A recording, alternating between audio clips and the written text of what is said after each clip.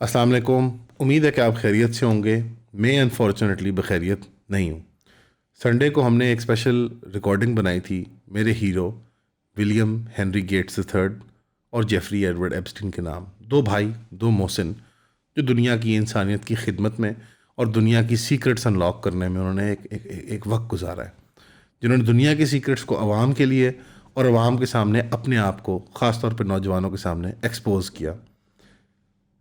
Comment section देख के मुझे ये शर्म आई कि तमाम नौजवान नस्ल के लोगों ने, ख़ास तौर पे जेन ज़ी वालों ने मस्खरे में, ठट्ठे में, मिज़ाह में उड़ा दिया मेरी उस अकीदतमंद वीडियो को, जहां मैं खराज तहसीन पेश कर रहा था इन दो बड़े बुर्ज, साइंस के, इल्म के और ह्यूमैनिटी के, जो फील्ड में आप समझें कि इस वक्त सबसे बड़े दो नाम आते हैं। और भी नाम है, लेकिन दो बड़े नामों में से नाम जो है जेफरी एप्स्टीन और मेरे हीरो बिल गेट्स। लेकिन मैं, अफसोस तो मुझे हुआ ये देख के, लेकिन कोई हैरानगी नहीं हुई, क्योंकि ये वो कौम है जिसको आज तक सरकारें, यूएन, बड़े इंटरनेशनल इदारे ये नहीं समझा पाए कि बच्चे दो ही अच्छे। जब तक आप ये सबक नहीं सीखेंगे ख़वातीन के हकूक़ के बारे में, उनके सेक्सुअल रिप्रोडक्टिव राइट्स के बारे में, तो आपके घर जो दो बच्चे पैदा होंगे वो कैसे बिल गेट्स और जेफरी एप्स्टीन जैसे बन सकते हैं। लेकिन बहरहाल वापस उस गुफ्तगू पे आते हैं जो हमारी कौम को समझ भी आती है, जो हमारे मेयार पे उतरती है। वो है ex prime minister Imran Khan का मसला, जो currently as a political prisoner Adiala jail के अंदर बंद है। उनकी इनकारसरेशन हो या पार्टी पे क्रैकडाउन हो या 9 मई के बाद जनरल जो एक आपने देखा तूफ़ान बदतमीज़ी, पुलिस गर्दी, लॉ गर्दी की शक्ल में, जहाँ पे करंट गवर्नमेंट्स ने हर सूबे में, हर बड़े सिटी सेंटर के अंदर और रूरल एरिया के अंदर पुलिस को एम्पावर किया कि वो आम लोगों की ज़िंदगियों को मुश्किल बनाएं, अरेस्ट करें, इलीगल अबडक्शंस करें, लोगों को हरास करें, और फिर उसके ज़रिए फिर उन्होंने रिश्वतों का भी पूरा एक बदतमीज़ी का सिलसिला शुरू किया। इसमें ये हुआ कि दानिश्वर मीडिया पर्सनैलिटीज़ और रिपोर्टर्स और इंटेलेक्चुअल्स ने धड़े बना लिए अपने। एक तरफ वो सारे जिन्होंने एक सिंकिंग शिप को जंप किया और ये कहना शुरू कर दिया कि भाई इमरान खान तो फैशिस्ट था, इमरान खान तो पॉपुलिस्ट था, इमरान खान तो ये था वो था, और इसकी बदसलूकी की वजह से बाकी पार्टियों के मेम्बरान की जो के लिए की गई थी इनके दौर में, तो अब इनकी बदसलूकी जो है वो जायज़ बन जाती है। तो वो किसी प्रिंसिपल पे नहीं, बट टिट फॉर टैट, जैसे एक बचगाना पॉलिसी होती है, एक वैशियाना पॉलिसी होती है, उस बुनियाद पे उन्होंने कहा जो हो रहा है अच्छा ही हो रहा है इनके साथ। बहरहाल इमरान खान साहब के मामले में उन्होंने बहुत सी बातें की कि ये कमज़ोर विकेट है, ये नशे के आदी हैं, ये ड्रग एडिक्ट हैं, इनके असाब कमज़ोर हैं, मजबूत नहीं हैं, ये हिम्मत हार जाएंगे जेल में। लेकिन नज़र ये आया कि उन्होंने बड़े इज़्ज़त के साथ एक्चुअल जेल काटी। ज़ाहिरी बात है ये किसी मेहनत कश या किसी मजदूर या किसी डकैत चोर वाली जेल नहीं है, बट एक सियासी क्लास के लिए देखा जाए तो I think it is one of the toughest jail times. और मेरे ख्याल है ओनली नेक्स्ट टू, अगर किसी बड़े पॉलिटिकल फिगर की बात करें तो जुल्फ़िकार अली भुट्टो साहब की। तो उस जेल को काटते हुए इमरान खान साहब ने अपनी पार्टी के वर्करों को, आवाम को एक मैसेज दिया कि मैं मजबूत हूँ इसके अंदर। लेकिन ज़ाहिरी बात है उम्र के तकाजे हैं, सेहत आड़े आ गई, और उनके ब्लड क्लॉटिंग की वजह से राइट आई के अंदर एक इशू बन गया। 85% रिपोर्टेड था अकॉर्डिंग टू एमिकस क्यूरे, जो अदालत में रिपोर्ट सबमिट हुई थी सलमान सत्तर साहब की डॉक्टर के मुआयने के बाद पिम्स अस्पताल से, कि उनकी 85% नज़र इस वक्त कमज़ोर हो चुकी हुई है, खो चुकी हुई है। अब इसके ऊपर हाबड़ ताबड़ मच गई। ज़ाहिरी बात है उस टाइम पे सिट-इन भी चल रहा था, इसी वजह से वो ट्रिगर हुआ था जो पार्लियामेंट लॉजेस और हाउसेस के बाहर है। हालांकि वो रेड जोन में भी गया, प्रोटेस्ट भी हुए, उसमें MNAs MPs अरेस्ट भी हुए, लेकिन वो प्रोटेस्ट बाकी है, बरकरार है। उसमें मेजर फिगर्स जैसा सलमान नकमराचा साहब मौजूद थे, वो अलामा राजा नासिर अब्बास साहब मौजूद हैं, और मुख्तलिफ जो अपोजिशन लीडरशिप है, महमूद चकजई साहब की भी प्रेजेंस वहाँ पर नोट की गई है। इवन खाकान अब्बासी साहब एक्स प्राइम मिनिस्टर और मिफ्ता इस्माइल साहब ने, जो of Kokomo fame but also के वो एक पॉलिटिकल एक्टर हैं, एक पॉलिटिशियन हैं, जो नून लीग में थे और अब वो अपनी पार्टी उन्होंने बना लिया है अब्बासी साहब के साथ, उन्होंने भी शमूलियत इख्तियार करने का वो इजहार किया और वहाँ पे जाके अपनी सारी यकजहती वगैरह की। तो एक कोएलेसेंस हो रही है इस्लामाबाद के अंदर, जहाँ पे बड़े political activist, figures, politicians, reporters कम तादाद में बट एक साइजेबल तादाद में आके अब वहाँ पे डिमांड कर रहे हैं कि इमरान खान साहब से मुलाकात करवाई जाए। इस सब जीवन के अंदर एक बहुत बड़ी एक इंटरनेशनल एम्बेरसमेंट का बायस बनी चीज़, जो मैं पर्सनली उससे एम्बेरस्ड फील करता हूँ एज अ पाकिस्तानी, कि 14 क्रिकेट के कप्तान पुराने हैं, जो पुराने कॉलीग्स हैं इमरान खान साहब के, सुनील गवास्कर जैसे, कपिल देव जैसे, माइकल एथरटन जैसे, एलन बॉर्डर जैसे, माइकल ब्रेयरली जैसे, ग्रेग चैपल, इयन चैपल, मतलब बड़े बुर्ज क्रिकेट की दुनिया के पुराने, Stephen Waugh, John Wright, even Nasir Hussain साहब, मुख्तलिफ ममालिक से जो क्रिकेटिंग दुनिया के अंदर 80s और 90s के अंदर इमरान खान के क्लास फेलो, कॉलीग्स, बैचमेट्स माने जाते हैं क्रिकेट के, बड़े कप्तान जो हैं टीमों के, उन्होंने एक लेटर जारी किया कि जिसके अंदर इमरान खान के साथ सॉलिडेरिटी का इजहार करते हुए कि बदसलूकी ना की जाए हमारे पुराने कंपेटिटर के साथ।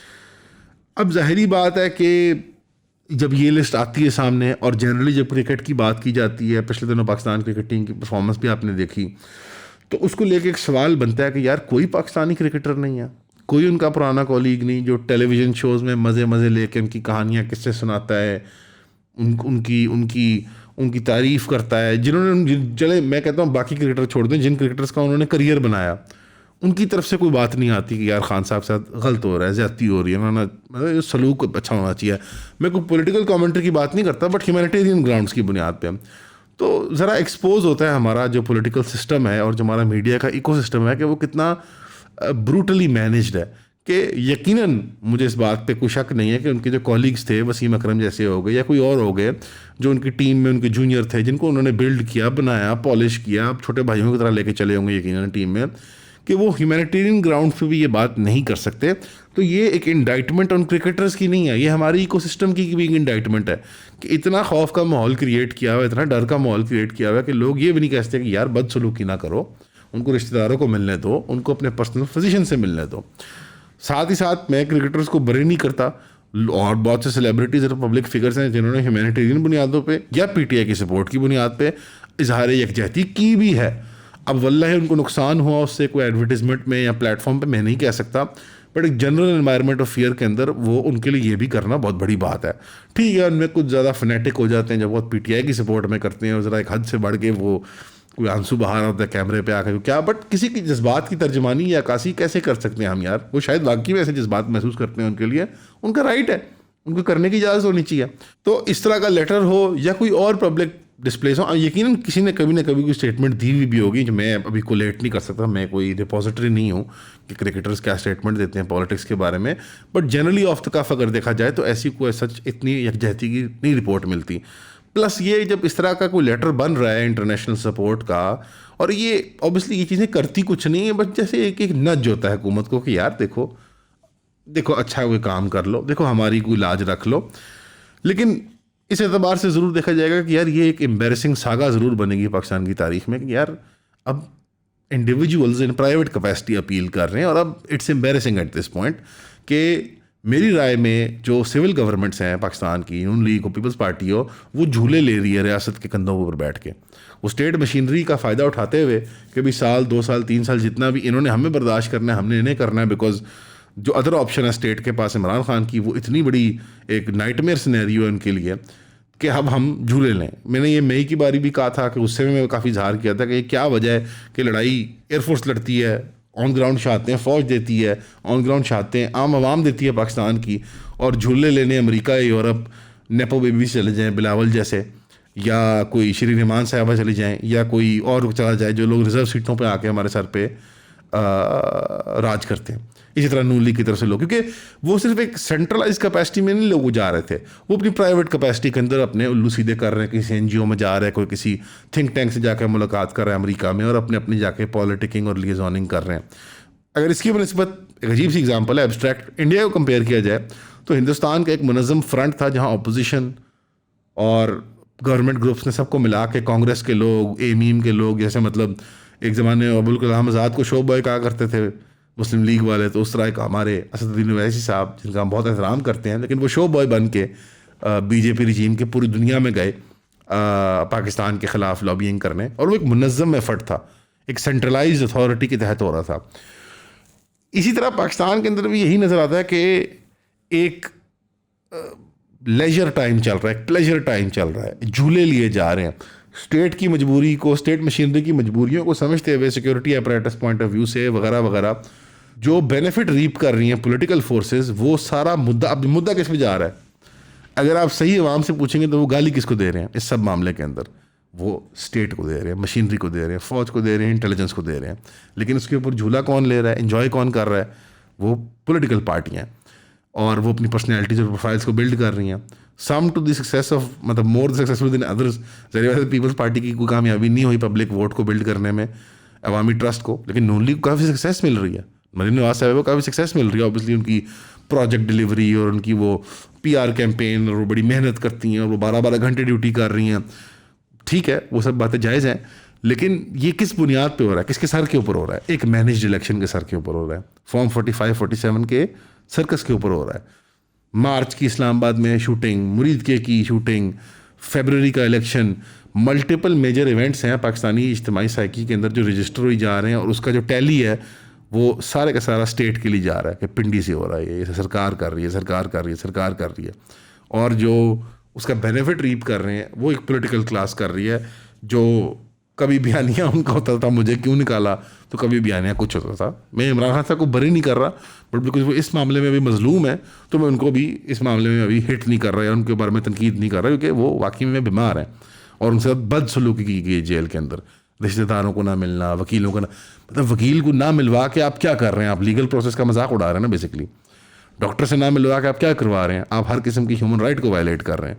रिश्तेदार को मिला के आप क्या कर रहे हैं? आप ये कह रहे हैं कि ये जिंदान है, ये जेल नहीं है, ये अकूबत खाना है, ये कोई जिंदान है, ये किसी मुग़ल बादशाह या किसी मिडीवल यूरोपी बादशाह के कैद खाने में आप फंस गए. ये तो ये मतलब जो राइट्स इज्तिमाई हमने डेवलप किए हुए हैं उनको एक्नॉलेज करें, और आपको अबव इससे उठना चाहिए कि आप ये अब कहें कि, क्योंकि बड़ी अजीब सी बात लगती है कि जब इमरान खान के बारे में कोई सवाल पूछते हैं तो फ़ौरन लोगों ने आर्टिकल लगाया होता है या कोई वीडियो लगाई होती है कि जब इमरान खान साहब बदसलूकी करते थे या उनकी गवर्नमेंट बदसलूकी करती थी नून लीग या पीपल्स पार्टी वालों के साथ, मेरे ख्याल में तब भी कोई भला इंसान, भले मानस आदमी, पढ़ा लिखा आदमी, दीन मान वाला आदमी तब भी कोई नहीं कहता होगा कि वाह मज़ा आ गया. जो करता होगा बेकार इंसान होगा, उसके लिए हम अपनी तो नहीं वो कर सकते, आप क्या कहें, वकालत. ये बेकार हरकत है, बदसलूकी नहीं होनी चाहिए किसी के साथ, ख़ासतौर पर जो कैद में है. मेरी जो रिसर्च टीम है और मेरे जो साथी हैं, जो एडिटर्स हैं, हमारे सलमान साहब हैं, इन सबको ये ख्याल और गुमान है, और कुछ कुछ मुझे भी है कि शायद सोशल इश्यूज पे, मुल्की मसाइल पे, इंसानी मसाइल के ऊपर मैं अच्छी बात कर लेता हूँ और मुझे थोड़ी सी दस्तरस है. तो इन सब की पुरजोर फरमाइश है, एंड स्पेशली आप चाहने वालों और प्यार करने वालों की भी है, क्योंकि कुछ जो मेरी वीडियोस, वीलॉग्स बने और जो रील्स बनी वो बहुत वायरल हुई, बहुत पसंद की गई. तो मुझ पर एक दबाव है, एक ख्वाहिश है सब की तरफ से, जिसके आगे मैं सर तस्लीम खम करता हूँ. अनकरीब आप मेरी वीडियोस को सोशल इश्यूज के ऊपर मुझे बात करते हुए, मुल्की मसाइल पे बात करते हुए, अनसंग हीरोज के बारे में, ऐसी चीज़ें जो हम भूल चुके हैं, जो हमारी तारीख, हमारी विरासत, हमारी सकाफत का हिस्सा हैं, उन पर बात करते हुए आप देखेंगे.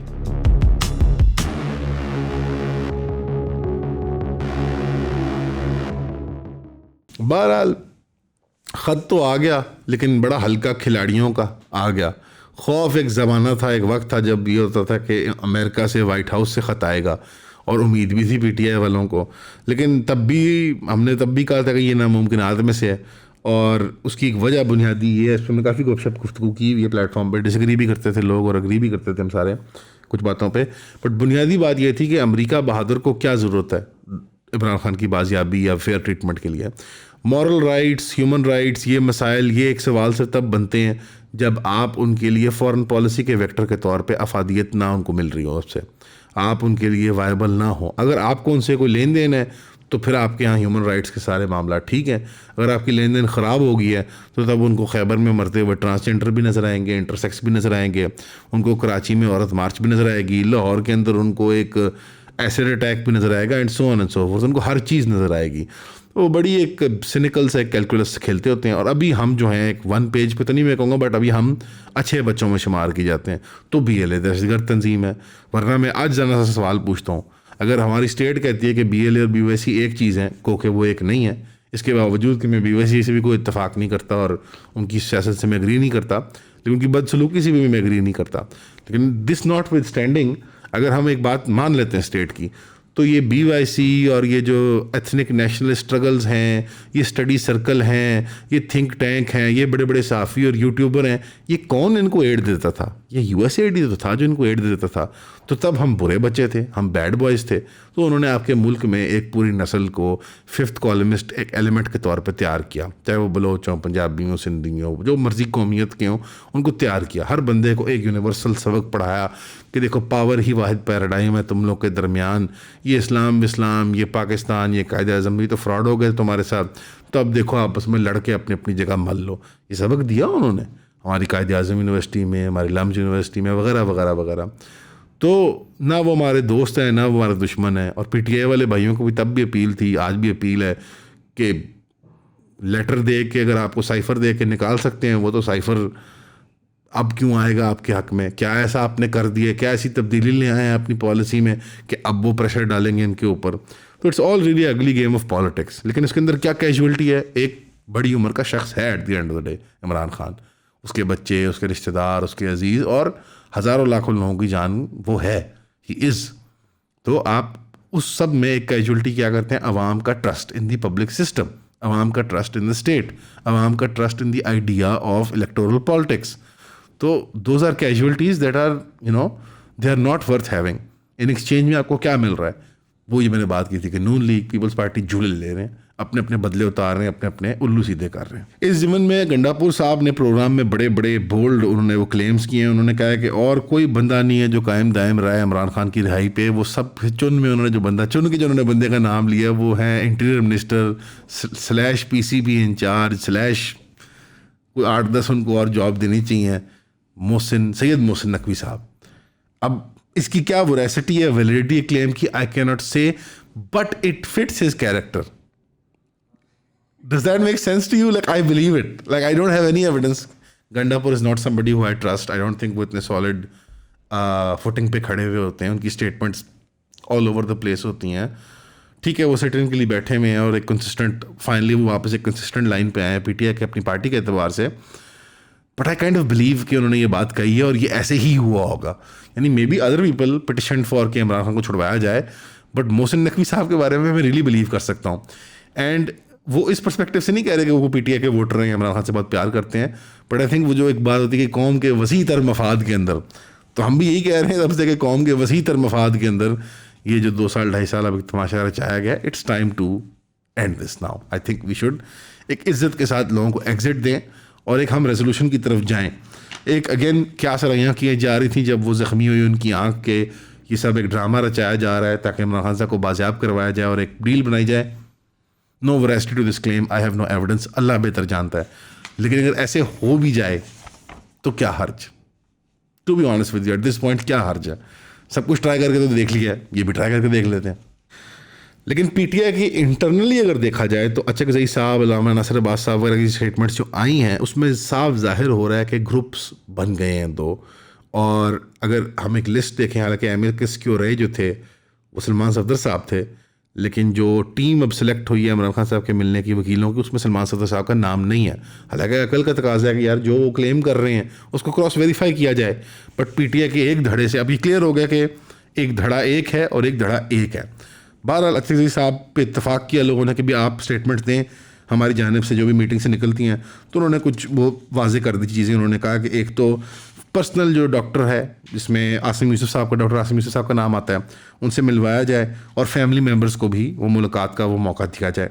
साथ ही साथ उन्होंने ये कहा कि बैरिस्टर अली गौहर साहब इसको अरेंज करवाएं, जो बैरिस्टर गौहर साहब हैं, कि डॉक्टर आसिम यूसुफ जो पर्सनल फिजिशियन है उनके शौकत खानम वाले, वो मिले उनको। उन्होंने ये भी कहा कि पेम्स की असेसमेंट को जो अरेंज करवाया उसके ज़रिए हमें पता लग गया कि 95% जो उनकी आई साइट है अब वो वापस आ गई है ट्रीटमेंट वगैरह की वजह से। अगेन क्योंकि सारा कुछ अप इन द एयर है, आई कैन नॉट से, बट अगर ये पीटीआई की पार्टी लाइन है तो हम इसको एक्सेप्ट कर लेते हैं कि इमरान खान साहब को जो बेसिक ट्रीटमेंट रिक्वायर्ड थी, जो भी वो इंजेक्शंस वगैरह है, जो भी प्रोसेस था वो मिल गया है। तो अब अल्लाह का शुक्र है कि वो मामला थम गया है, जो प्रेशर उनकी आंख के ऊपर था वो रिलीव हो गया है। बट जो ये पूरा सागा रचाया गया है, ये एक दिस इज़ द प्रॉब्लम ये नहीं है कि ट्रीटमेंट ठीक थी कि नहीं थी, it's a way we have done it, the way we have done it, the way the state has chosen to pursue this case. बाकी सीएम अफरीदी साहब ने भी क्लैरिफाई किया कि पीटीआई के जो हैं कि कोई स्ट्रीट प्रोटेस्ट वगैरह ना किए जाएं और पार्टी जो है वो लिमिटेड रहे पार्लियामेंट हाउस तक और उस एरिया तक, ताकि वो एक बिल्कुल डायरेक्टेड प्रोटेस्ट की शक्ल में हो। लामा रासना सरबास वगैरह बैठे हुए हैं कि हमारी जब तक मुलाकात नहीं होगी एक्स प्राइम मिनिस्टर के साथ तो हम यहाँ से नहीं उठेंगे। वो एक फेयर डिमांड है कि यार पार्टी लीडरशिप, वकला, फैमिली मेम्बर्स, ये डॉक्टरों वगैरह को मुलाकात की इजाज़त दी जानी चाहिए। बहरहाल आसिफ अली जरदारी साहब बहुत एक्टिव हुए हैं माशाल्लाह। हालांकि इमरान खान से यंगर हैं लेकिन वो उनसे कोई 2 दहाइयाँ बुज़ुर्ग लगते हैं। उनकी सेहत इतना साथ नहीं दे पाए उनके साथ। उन्होंने पिछले दिनों एक तकरीर की जहाँ पे वो मजाक उड़ाने लगे कि इमरान खान को दूध चाहिए, इमरान खान को ये चाहिए, वो चाहिए, जबकि माजरत के साथ मेरे ख्याल में जो जेल की क्वालिटी और लिविंग स्टैंडर्ड और कंफर्ट थे जरदारी साहब के, वो पाकिस्तानी कौम के सामने हम सबको इल्म है। उनको इतनी ये केयरलेस स्टेटमेंट्स नहीं देनी चाहिए, ना पॉलिटिकल अपोजिशन को इतना ज़्यादा बदतमीज़ी के साथ, सख्ती के साथ और एक तंज़िया अंदाज में नहीं बात करनी चाहिए। लेकिन उम्र का भी तकाज़ा है, वो भी उम्र के ऐसे स्टेज में आ गए हैं कि उन्हें लगता है कि वो अनटचेबल हैं। और माजरत के साथ हमारी पाकिस्तानी स्टेट के और अवाम के एहतसाब के मैकेनिज़म्स का एक फेलियर है कि आसिफ अली जरदारी साहब जैसा आदमी हमारा मुल्क का सदर भी बना और वो आज तक अनटचेबल हैं। ये वाकई में शर्म का बायस है। But fool me once shame on you, fool me twice shame on me. Zardari साहब ने क्लैरिफाई कर दिया कौम को कि वो दोबारा they will not be fooled by him और the likes of any one in Peoples Party. इसके बाद उन्होंने 2 दिन बाद एक और स्टेटमेंट दी। उन्होंने कहा कि अब अनकरीब मेरे प्यारे खूबसूरत साहिबजादे वो 2 तिहाई तक अक्सरियत के साथ पाकिस्तान में आएंगे अगले इलेक्शन में और वो प्राइम मिनिस्टर बनेंगे। और इस ज़िम्मे में मैं सिर्फ ये कहना चाहूँगा कि इलेक्शन में आप लोग आ जाएं तो पाकिस्तानी कौम आपके साथ वो हशर करेगी कि आप भूलेंगे नहीं। तो क्या कहता होता है, मैं आपके साथ जो करूँगी तो आप भूलेंगे नहीं। तो आ जाएं। अगर हमारी रियासत ने ये मुतय्यन कर लिया, ये फैसला कर लिया कि इन्हीं को लेके आना है, तो फिर welcome to free for all. और जब ज़्यादा बारिश होती है तो ज़्यादा पानी आती है। जब बिलावल को ख्वाहिश होती है प्राइम मिनिस्टर बनने की तो फिर मेरा नाम शहबाज शरीफ नहीं। अगर हमने इसको ना सड़कों में घसीटा मेरा नाम। So the complete circus of Pakistani politics जो है वो फाइनली फुल डिस्प्ले में आ चुका हुआ है काफ़ी दिनों बाद। थोड़ा सा लगा नहीं कि ज़रा जान में जान आई है, सारे आपस में लड़ फिर दोबारा लड़ने लगे। बहरहाल बहुत ही शर्मनाक, बहुत ही एम्बेरसिंग। बट मैं ये कॉन्फिडेंस से कह सकता हूँ कि People's Party has no future in Punjab and Khyber. I don't know about Sindh, Balochistan जो दिल करे स्टेट का, but Punjab and Khyber and maybe even ideally Karachi के अंदर अगर स्टेट ना मैनेज करती तो आई कैन नॉट से। बाकी आपको अगर कतई तौर पे ये लगना शुरू होगा कि ऑन अपडेट्स नहीं देख रहे आप पिछले 1-2 दिनों में, मैंने कहा आपको याद दिला दूं कि ये सारा सर्कस जो रचाया जा रहा है ये इंतहाई अनइम्पॉर्टेंट है। बिल्कुल सबसे अहम खबर जो है कि 100 रुपये लीटर टैक्स है पेट्रोल के ऊपर और 94 रुपये टैक्स है डीजल के ऊपर। जो असल है इस मुल्क का कि एवरेज पाकिस्तानी 60 to 70% पे करता है ऑन एवरी 100 रुपीज़ जो वो अर्न करता है या उसके पास हैं, डायरेक्ट टैक्सेस की शक्ल में, इनडायरेक्ट टैक्सेस शक्ल में यानी GST वगैरह, और जब एडजस्ट किया जाता है इन्फ्लेशन के लिए, और जो फैसिलिटीज़ मिलती हैं वो आपके सामने ही हैं। अगर आप यूरोपीय ममालिक में चले जाएँ तो वो 40 to 70% फ्लैट के दरमियान होते हैं, इवन एज लो एज 20-30% होते हैं, और उनकी फैसिलिटीज़ और इंफ्रास्ट्रक्चर और सहूलियात आपके सामने हैं। और इनडायरेक्ट टैक्सेस ख़ासतौर पे इस तरह के टैक्सेस हिडन टैक्सेस होते हैं, पेट्रोल शट्रोल के अंदर, सिगरेट बोतल, चिप्स वगैरह के अंदर, साबुन, टिकिया, कंजम्पशन आइटम्स के ऊपर।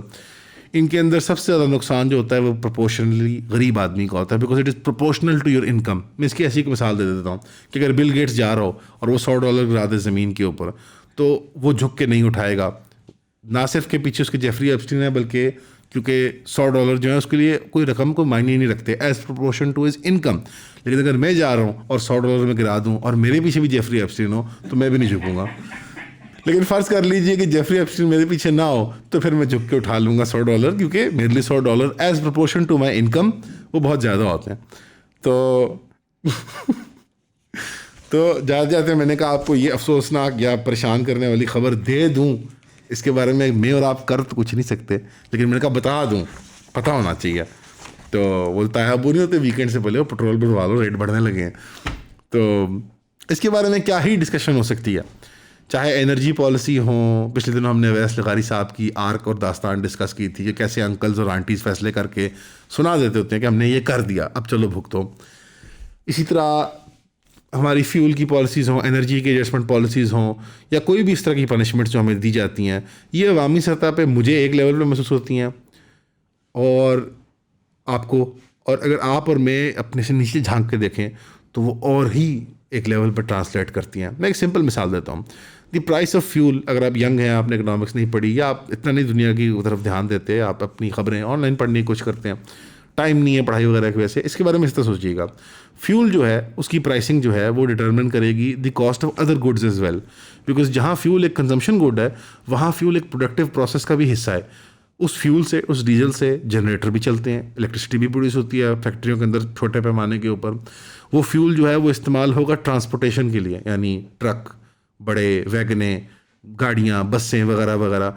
तो as a cost of production वो हर यूनिट ऑफ प्रोडक्शन के अंदर ऐड होगी। यानी मिसाल के तौर पे अगर तरबूज एक सर्टन रेट पे आपके घर तक पहुँचते हैं, आपके मोहल्ले की बाज़ार तक, तो वो रेट बढ़ जाएगा। तो वो कॉस्ट जो है वो कौन पे करेगा? वो एडिशनल कॉस्ट तरबूज की प्राइस के अंदर जाएगी, तो वो आप पे करेंगे। इसी तरह across the country fuel prices के अंदर जो ये एक्स्ट्रा टैक्सेस पे हो रहे हैं, ये इफेक्ट एंड यूज़र को ही करते हैं। कोई भी प्रोड्यूसर, सप्लायर, कोई वेंडर वो प्राइस अपने तक नहीं छोड़ता, वो ऐड ऑन कैरी फॉरवर्ड करता है और वो जाके दी जाता है। इसलिए इनडायरेक्ट टैक्सेस को बहुत बुरा मनाया जाता है दुनिया के अंदर कि ये बड़े बदतरीन तरीक़ेकार हैं टैक्स लेने के, और इसका असर जो है वो ज़ाहिरी बात है सबसे कमज़ोर तबके पे सबसे ज़्यादा पड़ता है। तो अगली बारी जब आपकी जेब से $100 गिरें या 100 रुपये गिरें तो पीछे मुड़ के देखिएगा कि अगर कोई गरीब है तो झुक के उसको दे दीजिएगा, और अगर जेफरी एप्स्टीन हो तो फिर आप समझ जाएं। शुक्रिया।